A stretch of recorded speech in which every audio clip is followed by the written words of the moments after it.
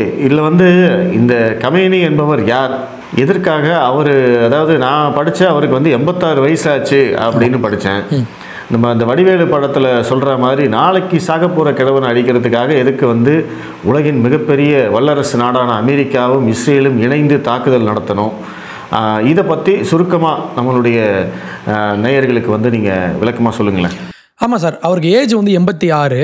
ஆனால் இந்த வயசுலையுமே இவர் பண்ண வேலையெல்லாம் பார்த்தீங்கன்னா போன மாதத்துக்கு முந்தின மாதம் இந்த ஆண்டினுடைய தொடக்கத்தில் ஃபஸ்ட் வீக் ஆஃப் ஜனவரி அப்போ இந்த மக்களெல்லாம் என்ன பண்ணாங்க, அவங்க ஒரு ப்ராட்டஸ்ட் ஒன்று பண்ணாங்க. அது எதுக்கு பண்ணாங்கன்னா, உள்ளே வந்து நிறையா ஒடுக்குமுறை இருக்குதுன்னு சொல்லி அந்த அரசுக்கு எதிராக மக்கள்லாம் அவங்க ரோட்டுக்கு வந்து ப்ராட்டஸ்ட் பண்ணாங்க.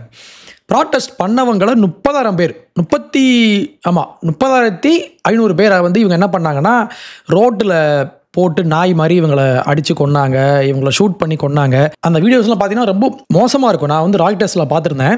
அவங்க இன்டர்நெட்டை ஆஃப் பண்ணிவிட்டு ஒரு 2 நாள் அவங்க ஊரில் உள்ள அந்த ஹோல் இன்டர்நெட் அண்ட் பவர்லாம் ஆஃப் பண்ணிவிட்டு நைட்டு முழுக்க மக்கள் ப்ராடக்ட் பண்ண மக்களை வந்து இவங்க ஓட விரட்டி இவங்க கொலை பண்ணாங்கன்றது உண்மை. அப்போ ஏஜ் 86, ஆனால் பண்ணுற வேலை பார்த்தீங்கன்னா இவங்களுடைய ஆட்சி காலம் ஃபுல்லாக பார்த்தீங்கன்னா மக்கள் இப்போ என்ன பண்ணுவாங்கன்னா ஒவ்வொரு ஆண்டுகளுக்கும் மக்கள் என்ன பண்ணுவாங்க, அங்கே வந்து அரசுக்கு எதிராக பேசுவாங்க. ஒவ்வொரு முறை பேசும்போதும் இந்த அரசு அவங்கள போட்டு அடிப்பாங்க, இவங்களை கொல்லுவாங்க. இது மாதிரி நிறைய பிரச்சனை. உள்ள என்ன பிரச்சனைன்னு பார்த்தீங்கன்னா வேற மதத்தை சேர்ந்தவங்க உள்ள போயிட்டு ஒரு கோயில் கட்ட முடியாது. இதுல இன்னொரு வேடிக்கை என்னன்னா, இவங்க ஷியா பிரிவை சேர்ந்தவங்க சார், இப்ப சுன்னி பிரிவை சேர்ந்தவங்களே உள்ள மாஸ்க் கட்ட முடியாது. இது நான் வந்து அங்க நியூயார்க் டைம்ஸ்ல வந்திருந்த ஒரு விஷயம். இது எனக்கு ரொம்ப ஆச்சரியமா இருந்துச்சு.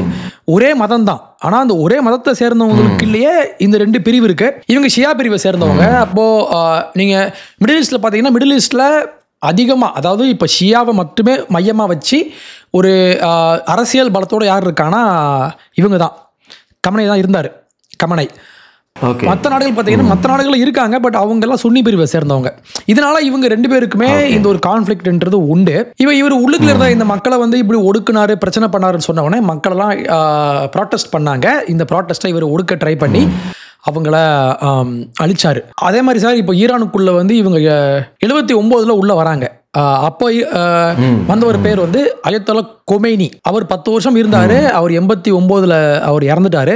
அவர் எதுக்கு ரொம்ப ஃபேமஸ்னா, நம்ம சல்மான் ருஷ்டி ஒரு நாவல் ஒன்று எழுதினார் சார், சாத்தானின் வசனங்கள் அப்படின்னு சொல்லி.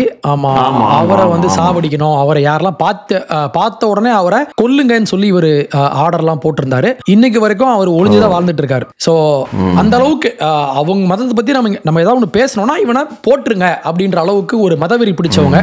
அவர் போனதுக்கு அப்புறம் 90 இவர் வந்தாரு கமனை, இவரை இப்ப போட்டாச்சு.